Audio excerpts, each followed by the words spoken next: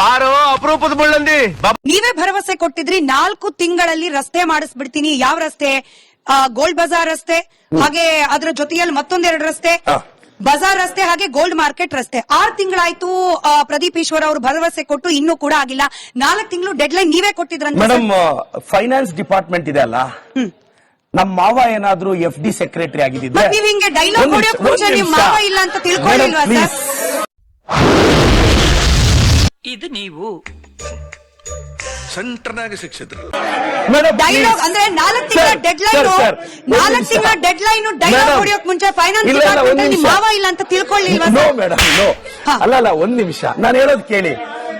ಅಣ್ಣ ಅಣ್ಣ ಅಣ್ಣ ಉತ್ತರ ಕೊಡ್ಲಿ. ಅಣ್ಣ, ಕೋರ್ಟ್ ಅಲ್ಲಿ ಅದು ಕೇಳ್ಬಿಡಿ ಅಣ್ಣ. ಬಜಾರ್ ರಸ್ತೆ, ಆ ರಸ್ತೆ ಆಲ್ರೆಡಿ ನಾವು 60 ರಿಂದ 70 ಅಡಿ ಹೊಡಿಬೇಕು ಅಂತ ಎಲ್ಲಾ ವರ್ತಕರನ್ನು ಕರೆದು ಮಾತಾಡಿದ್ವಿ. 10 ಕೋಟಿ ವೆಚ್ಚದಲ್ಲಿ ಆ ರಸ್ತೆ ಆಗತ್ತೆ. ಈಗ ನಮ್ಗೆ 50 ಕೋಟಿ ಕೊಟ್ಟಿದ್ದಾರೆ. ನಾನು 50 ಕೋಟಿ ಆಲ್ರೆಡಿ ಸರ್ಕಾರಕ್ಕೆ ಕೊಟ್ಟಿದ್ದೀನಿ. ಅದು FD ಅಪ್ರೂವಲ್ ಹೋಗಿ ಟೆಂಡರ್ಗೆ ಹೋಗಿ 2 ತಿಂಗಳಲ್ಲಿ ಟೆಂಡರ್ ಎಲ್ಲ ಟೆಕ್ನಿಕಲ್ ಬಿಡ್ ಎಲ್ಲ ಆಗುವಷ್ಟೊತ್ತಿಗೆ ಇದನ್ನೊಂದು 3-4 ತಿಂಗಳ ಪ್ರೋಸೆಸ್. ಒಂದ್ಸಲ ಕಾಂಟ್ರಾಕ್ಟರ್ಗೆ ಕೆಲಸ ಮಾಡಕ್ ಪರ್ಮಿಷನ್ ಸಿಕ್ಕಿದ ತಕ್ಷಣ ನಾನು ಅಂಗಡಿಗಳನ್ನ ಹೊಡೆದಿದ ತಕ್ಷಣ ರಸ್ತೆ ಆಗುತ್ತೆ. ಮೇಡಮ್, ನಾಳೆ ಬೇಕಾದ್ರೂ ನಾನು ಅದು ನೋಡಿಬಹುದು. ಆದ್ರೆ ಈ ಟೆಂಡರ್ ಲೇಟ್ ಆದ್ರೆ ಆ ಅಂಗಡಿಗಳನ್ನೆಲ್ಲ ಹೊಡೆದಿರ್ತೀವಿ. ದಿನಕ್ಕೆ 40-50 ಸಾವಿರ ಜನ ಓಡಾಡೋ ರಸ್ತೆ, ಮತ್ತೆ ರಸ್ತೆ ಮುಗಿಲಿಲ್ಲ ಅಂದ್ರೆ ನನಗೆ ಡಬಲ್ ಎಫೆಕ್ಟ್ ಆಗುತ್ತೆ. ಈಗ ಪ್ರತಿ ಅಂಗಡಿಯವ್ರನ್ನು ಒಪ್ಸಿದೀವಿ. ಕಳೆದ 2 ತಿಂಗಳಿಂದ ಒಂದೊಂದು ಅಂಗಡಿಯವ್ರನ್ನು ಕರೆದು ಮಾತಾಡಿ ಒಪ್ಪಿಗೆ ತಗೊಂಡಿದೀವಿ. ಹೈಕೋರ್ಟ್ ಡೈರೆಕ್ಷನ್ ಇದೆ. ಯಾಕೆಂದ್ರೆ ನಾವು ರ್ಯಾಂಡಮ್ ಆಗಿ ಹೊಡಿಯಕ್ಕಾಗಲ್ಲ. ಎರಡನೇದು, ಈಗ ಟೆಂಡರ್ ಕಳಿಸಿದೀನಿ. ಅಂದ್ರೆ in the sense FD approval ಆಗ್ಬೇಕು. ಹೌದು, ನೀನ್ ಹೇಳಿದ್ದೆಲ್ಲ ಕೇಳೋದಕ್ಕೆ ನನ್ನೇನ್ ಗುಲ್ಡು ನನ್ನ ಮಗ ಅನ್ಕೊಂಡೇನೆ. ಇದರಿಂದ ಪ್ರದೀಪ್ ಈಶ್ವರ್ ಅವರು ಕಲ್ತ ಪಾಠ. ಹಾಗಾದ್ರೆ ರಾಜಕಾರಣಿಯಾಗಿ 4 ತಿಂಗಳು ಡೆಡ್ ಲೈನ್ ಕೊಟ್ಟು ಡೈಲಾಗ್ ಹೊಡೆಯೋದು ಸುಲಭ, ಆದ್ರೆ ಡೆಲಿವರಿ ಮಾಡೋದು ಕಷ್ಟ ಇದೆ ಅಂತ ಕಲ್ತರ. ಮೇಡಮ್, 4 ತಿಂಗಳಲ್ಲಿ ಎಲ್ಲ ಅಂಗಡಿಗಳವ್ರನ್ನ ಮನವೊಲಿಸಿದಿರಿ. ಇದು ಹಿಂದೆ ಇದ್ದವ್ರ ಕೈಲಿ 10 ವರ್ಷ ಆಗಿರ್ಲಿಲ್ಲ. MG ರಸ್ತೆ ಅಂತ ಒಂದಿದೆ, ಅದನ್ನ ಮುಟ್ಟಿದ್ರೆ 10,000 ಓಟ್ ಹೋಗುತ್ತೆ ಅಂತ ಹಳೆ ಸಂಸದರು 2007 ನಲ್ಲಿ ಅಪ್ರೂವ್ ಸಿಕ್ಕಿದ್ದು. 2007 ಇಂದ ಎಲೆಕ್ಟ್ ಆಗಿರೋ ಎಲ್ಲಾ ರೆಪ್ರೆಸೆಂಟೇಟಿವ್ಸ್ ಆ ದಾರಿಯಲ್ಲಿ 10-20 ಸಾವಿರ ಓಟ್ ಹಾಳಾಗುತ್ತೆ ಅಂತ ಹೋದ್ರು. ನಾನು ಹಿಂದೆ ಮುಂದೆ ನೋಡದೆ MG ರೋಡ್ ನೋಡ್ದಾಕಿದ್ದೀನಿ. ಯಾರಿಗಾರ ಬಿಡ್ತೀರಿ ಇಂತ ಬುರುಡನ ಬಂದ್ ನನ್ನ ಹತ್ರ? ನಿಮ್ಮದೇ ಕ್ಷೇತ್ರದ ಜನ ಮತ್ತೊಂದು ಪ್ರಶ್ನೆ ಕೇಳು ಅಂತ ಹೇಳಿ ರಿಕ್ವೆಸ್ಟ್ ಮಾಡ್ಕೊಂಡಿದ್ದಾರೆ ಸರ್. ಹೂವಿನ ಮಾರ್ಕೆಟ್ 2.5 ವರ್ಷ ಆಯ್ತು ಪ್ರದೀಪ್ ಈಶ್ವರ್ ಅವರು ಶಾಸಕರಾಗಿ ಭರವಸೆ ಕೊಟ್ಟಿದ್ರು. ಅದನ್ನ ಏನೋ ಒಂದು ಗತಿ ಕಾಣಿಸ್ತೀವಿ, ಅಭಿವೃದ್ಧಿ ಮಾಡ್ತೀವಿ ಅಂತ ಹೇಳಿ. ಯಾಕೋ ಅದ್ರ ಬಗ್ಗೆ ಮರೆತು ಬಿಟ್ಟಿದ್ದಾರೆ, ನೆನಪು ಮಾಡಿ ಅವ್ರಿಗೆ ಅಂತ ಹೇಳಿ. ಇದು ಹೆಂಗಿದೆ ಅಂದ್ರೆ, ಮೊದಲನೇ ದಿನ ಎಕ್ಸಾಮ್ ಹೋಗಿ ಸೆಕೆಂಡ್ ಡೇ ಎಲ್ಲಿ ಎಕ್ಸಾಮ್ ಡಿಸ್ಟಿಂಕ್ಷನ್ 2.5 ವರ್ಷ is not the second day sir. No madam, ಇದು ನಮಗೆ ಲಾಸ್ಟ್ ಬಜೆಟ್ ಅಲ್ಲಿ ಡಿಕ್ಲೇರ್ ಆಯ್ತು. ನಿಮಗೆ ಟೈಮ್ ಲೈನ್ ಹೇಳ್ಬಿಡ್ತೀನಿ. ಬಜೆಟ್ ಆಗಿ ಎಷ್ಟು ತಿಂಗಳು? ನೋ ಮೇಡಮ್, ಬಜೆಟ್ ಅಲ್ಲಿ ಡಿಕ್ಲೇರ್ ಆಯ್ತು 140 ಕೋಟಿ. ಆದ್ರೆ ಬಜೆಟ್ ಅಲ್ಲಿ ಏನ್ ಡಿಕ್ಲೇರ್ ಮಾಡೋದು ಅಂದ್ರೆ ಪಬ್ಲಿಕ್ ಪ್ರೈವೇಟ್ ಪಾರ್ಟ್ನರ್ಶಿಪ್ ಅಂತ ಡಿಕ್ಲೇರ್ ಮಾಡಿದ್ರು. ನಾವು ಮತ್ತೆ ನಾನು ಮುಖ್ಯಮಂತ್ರಿಗಳ ಹತ್ರ ಹೋದ್ರೆ, ಸರ್ ನಾಳೆ ಬೆಳಗ್ಗೆ 140 ಕೋಟಿಯಲ್ಲಿ ಪ್ರೈವೇಟ್ ಅವರು ಒಂದು 70 ಕೋಟಿ ಇನ್ವೆಸ್ಟ್ ಮಾಡಿ, ನಾವು ಒಂದು 70 ಕೋಟಿ ಇನ್ವೆಸ್ಟ್ ಮಾಡ್ತೀವಿ. ನಾಳೆ ವರ್ತಕರನ್ನ ಅವ್ರು ಹರಾಜ್ ಮಾಡ್ತಾರೆ ಸರ್. 140 ಕೋಟಿ ಪ್ರೈವೇಟ್ ಪಾರ್ಟ್ನರ್ಶಿಪ್ ಬೇಡ ಸರ್ ಅಂತ ರಿಕ್ವೆಸ್ಟ್ ಮಾಡಿದ್ಮೇಲೆ ಮತ್ತೆ ಆರ್ಡರ್ ಚೇಂಜ್ ಮಾಡಿ ನಂದಿ ಬೆಟ್ಟಕ್ಕೆ ಕ್ಯಾಬಿನೆಟ್ ಬಂದಾಗ, ನಂದಿ ಬೆಟ್ಟದಲ್ಲಿ ಮುಖ್ಯಮಂತ್ರಿಗಳಿಂದ ನಾನು ಅನೌನ್ಸ್ ಮಾಡಿಸಿದೆ, ಸರ್ 140 ಕೋಟಿನೂ ಸರ್ಕಾರನೇ ಕೊಡಿ ಸರ್ ಅಂದ್ರು. ನಬಾರ್ಡ್ ಅವರು ಕೇವಲ 10 ಕೋಟಿ ಕೊಡ್ತೀವಿ ಅಂದ್ರು. ಮೇಡಮ್, ನಿಮ್ಗೆ ಗೊತ್ತಿರಲಿ, 20 ಕೋಟಿಯಲ್ಲೂ ಫ್ಲವರ್ ಮಾರ್ಕೆಟ್ ಕಟ್ಟಬಹುದು. ಆದ್ರೆ ಇನ್ 20 ವರ್ಷಕ್ಕೆ ನಮ್ಮ ಪಾಪ್ಯುಲೇಷನ್ ಜಾಸ್ತಿ ಆಗುತ್ತೆ, ವರ್ತಕರು ಜಾಸ್ತಿ ಆಗ್ತಾರೆ. ಮೇಡಮ್, 140 ಕೋಟಿ ಯಾಕೆ ಕೇಳಿದೀವಿ ಅಂದ್ರೆ, ನೆಕ್ಸ್ಟ್ 25 ಇಯರ್ಸ್ಗೆ ಪ್ರೊಜೆಕ್ಷನ್ ನೋಡ್ತಾ ಇದೀವಿ ನಾವು. ಆವತ್ತು ವರ್ತಕರು ಜಾಸ್ತಿ ಆಗ್ತಾರೆ. ಆವತ್ತು ಮತ್ತೆ ಇನ್ನೊಂದು ಮಾರ್ಕೆಟ್ ಕಟ್ಟಕ್ಕಾಗಲ್ಲ. ಮತ್ತೆ ಇವರು ಹೂವಿನ ಮಾರ್ಕೆಟ್ಗೆ ಬಂಡೆ ಮೇಲೆ ಜಾಗ ಕೊಟ್ಟಿದ್ರು, ಅಲ್ಲಿ ಪಾಯ ಹಾಕಕ್ಕಾಗಲ್ಲ.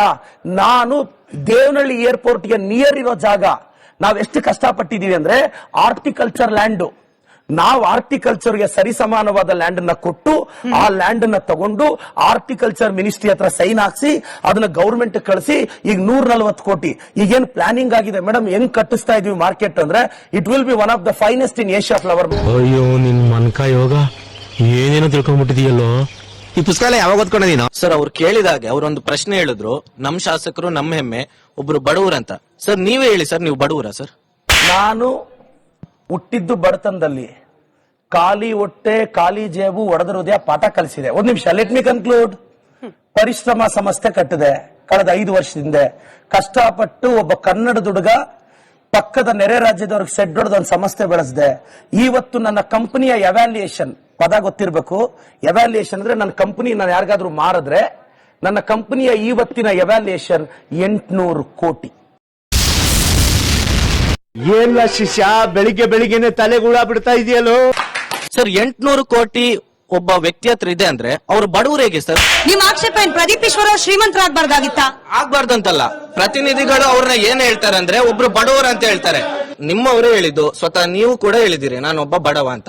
ಹುಟ್ಟಿದಾಗ ನೀವು ಬಡವ, ಓಕೆ ನಾನು ಒಪ್ಕೋತೀನಿ. ಈಗ ನೀವು ಬಡವರಾ? ನಂಗೆ ಅದು ಪ್ರಶ್ನೆ ನೋಡಪ್ಪ, ಸರ್. ಕಳೆದ 5 ವರ್ಷದಿಂದ ನನ್ನ ಸಮಸ್ಯೆ ಕೇಳಿಸ್ಕೊಳ್ರಿ, ಉತ್ತರ ನಾನು ಕೇಳಿಸ್ಕೊಳ್ಳಿ. ಕಳೆದ 5 ವರ್ಷದಿಂದ ನಾನು ಏನ್ ಸಂಸ್ಥೆ ಕಟ್ಟಿದೀನಿ, ನನ್ನ ಸಂಸ್ಥೆ ಬೆಳೆಸಿದೀನಿ. ನಾನು ಕಷ್ಟಪಟ್ಟು ಸಂಪಾದಿಸಿರೋ ದುಡ್ಡಲ್ಲಿ 24x7 ಇದು ಗೊತ್ತಿರಬೇಕು, 10 ಆಂಬುಲೆನ್ಸ್ ಖರ್ಚು ಮಾಡ್ತಿದ್ದೇವೆ ಇಟ್ಟಿದ್ದೀನಣ್ಣ. ತಿಂಗಳಿಗೆ 15 ಲಕ್ಷ. ನಾನು ಬೇರೆಯವ್ರ ತರ ಒಂದು ಆಂಬುಲೆನ್ಸ್ ತಗೊಂಡು ಗೌರ್ಮೆಂಟ್ ಕೊಟ್ಟಿಲ್ಲ. 20 ಡ್ರೈವರ್ ಸ್ಯಾಲರಿ ನಂದು, ಡೀಸೆಲ್ ನಂದು, ಆಂಬುಲೆನ್ಸ್ ನಂದು. 12 ನಿಮಿಷಕ್ಕೆ ಪೇಷಂಟ್ ನ ಪಿಕಪ್ ಮಾಡ್ತೀನಿ. 15 ಲಕ್ಷ ಖರ್ಚು ಮಾಡ್ತೀನಿ. 7,000 ಮಕ್ಕಳಿಗೆ ಮನೆ ಮನೆ ಹತ್ರ ಹುಡ್ಕೊಂಡು ಹೋಗಿ ಸ್ಕಾಲರ್ಶಿಪ್ ಕೊಟ್ಟಿದ್ದೀನಿ.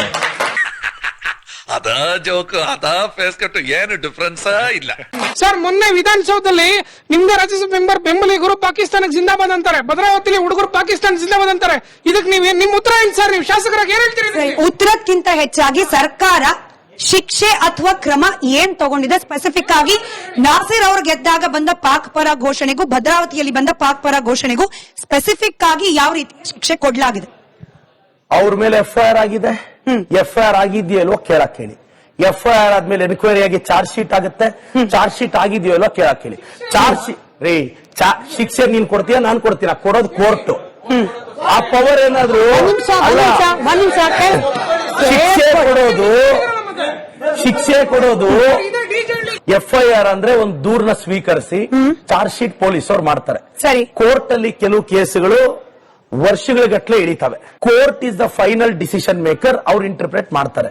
ಹಾಕಿದ FIR ಅನ್ನ ಖುಲಾಸೆ ಮಾಡಿಸಿ ಆರೋಪಿಗಳನ್ನ ಹೊರಗಡೆ ಬಿಡಿಸೋದು ಯಾವ ಲಾ ಸರ್? ಚಿತ್ತಾಪುರ ಪೊಲೀಸ್ ಠಾಣೆ ಅದ್ರ ಮೇಲೆ ಅಟ್ಯಾಕ್ ಮಾಡಿದ್ರು. ಕಣ್ಣಾರೆ ಕಂಡಂತಹ ಪೊಲೀಸರು ಬಿಡಬೇಡಿ ಇವರನ್ನ ಅಂತ ಹೇಳಿ ಸರ್ಕಾರಕ್ಕೆ ರಿಕ್ವೆಸ್ಟ್ ಮಾಡ್ಕೊಂಡ್ರು ಕೂಡ ಸರ್ಕಾರ ಅವ್ರ ಮೇಲೆ ದಾಖಲಾಗಿದ್ದ ಕ್ರಿಮಿನಲ್ ಕೇಸ್ ಕ್ರಿಮಿನಲ್ ಕೇಸ್ ಸರ್ಕಾರ ವಾಪಸ್ ಪಡೆಯುತ್ತೆ ಅಂದ್ರೆ ಏನ್ ಮೆಸೇಜ್ ಕೊಡ್ತಾ ಇದೆ ಕಾಂಗ್ರೆಸ್ ಸರ್ಕಾರ? ಕಾಂಗ್ರೆಸ್ನವ್ರು ಮುಸ್ಲಿಂ ಪಕ್ಷ ಅಂತ ಹೇಳ್ಬಿಟ್ಟಿದ್ದಾರೆ. ನೋಡಿ ಮೇಡಮ್, ಆ ಘಟನೆ ನಡೆದ ಸಂದರ್ಭ ಈಗ ನಾನು ಹೇಳ್ತೀನಲ್ಲ, ಈ ಬಿಜೆಪಿ ಅವರು ಇದ್ದಾರೆ, ಪ್ರತಾಪ್ ಸಿಂಹ ಅವರು ಎಲ್ಲದಕ್ಕೂ ಕೋರ್ಟ್ಗೆ ಹೋಗ್ತಾರೆ. ಅವ್ರು ಕೋರ್ಟ್ ಯಾಕೆ ಹೋಗ್ತಾರೆ ಅಂದ್ರೆ, ನಾನು ಇವತ್ತು ಮಾತಾಡಂಗಿಲ್ಲ, ನನ್ನ ಮೇಲೆ 2 ಡಿಫಾಮೇಶನ್ ಹಾಕಿದ್ದಾರೆ. ನಾನಂತೂ ಪ್ರತಾಪ್ ಸಿಂಹ ಮೇಲೆ ಹಾಕಲ್ಲ. ಯಾಕೆಂದ್ರೆ ರಾಜಕಾರಣ ಆದ್ಮೇಲೆ ತಟ್ಕೊಳ್ಳೋ ದಮ್ಮಿರ್ಬೇಕು.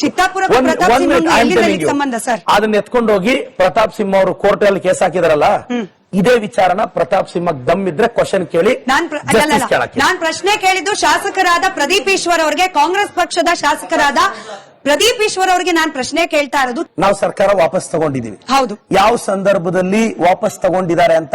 ವಾಪಸ್ ತಗೊಳ್ಳೋದು ಯಾವುದು? ಕ್ಯಾಬಿನೆಟ್ ಅಲ್ವಾ? ನಾನೊಂದು MLA. ಜನರ ಆಶೀರ್ವಾದದಿಂದ ನಾನು ಮುಂದಿನ ತಿಂಗಳು ಏನಾದ್ರು ಕ್ಯಾಬಿನೆಟ್ ಒಳಕ್ ಹೋದ್ರೆ ಅದ್ರ ನೆಕ್ಸ್ಟ್ ಡಿಬೇಟ್ ಅಲ್ಲಿ ಯಾಕೆ ವಾಪಸ್ ತಗೊಂಡ್ರು ಅಂತ ಮಿನಿಸ್ಟರ್ ಆಗಿ ಬಂದು ಹೇಳ್ತೀನಿ. ಏನ್ ಗೊತ್ತಾ, ಗಣೇಶೋತ್ಸವದಲ್ಲಿ ಮದ್ದೂರ್ ಗಣೇಶೋತ್ಸವದಲ್ಲಿ ಕಲ್ಲು ತೂರಾಟ ಆಯ್ತಾ, ಒಕ್ಕಲಿಗ ಸಮುದಾಯದ ಭದ್ರಕೋಟೆ, ಒಕ್ಕಲಿಗ ಸಮುದಾಯದ ಸ್ವಾಭಿಮಾನದ ಸಂಕೇತ, ಏನು ಮಾಡಕ್ಕಾಗಲ್ಲ ಅಂತ ಸ್ಥಳದಲ್ಲಿ ಈ ಕಲ್ಲು ತೂರಾಟ ಇಡೀ ರಾಜ್ಯಕ್ಕೆ ಸಂದೇಶ ಹೋಗ್ತಾ ಇದೆ. ಮುಸಲ್ಮಾನರು ನಾವ್ ಹೇಳ್ಬೇಕಾದ್ರೂ ಆಟ ಆಡ್ತೀವಿ ಅಂತ. ಇದಕ್ಕೆ ಮೂಲ ಕಾರಣ ಆಗಿದ್ದು ಅಲ್ಲಿ ಆದಂತ ಉಸ್ತುವಾರ ಸಚಿವರು ಹಾಗೂ ನಿಮ್ಮ ಕಾಂಗ್ರೆಸ್ ಸರ್ಕಾರ ಅಂತ ನಾವ್ ಹೇಳ್ತಾ ಇದ್ದೀವಿ ಸರ್. ಇದನ್ನೇ ಜನ ನೋಡ್ತಾ ಇರೋದು.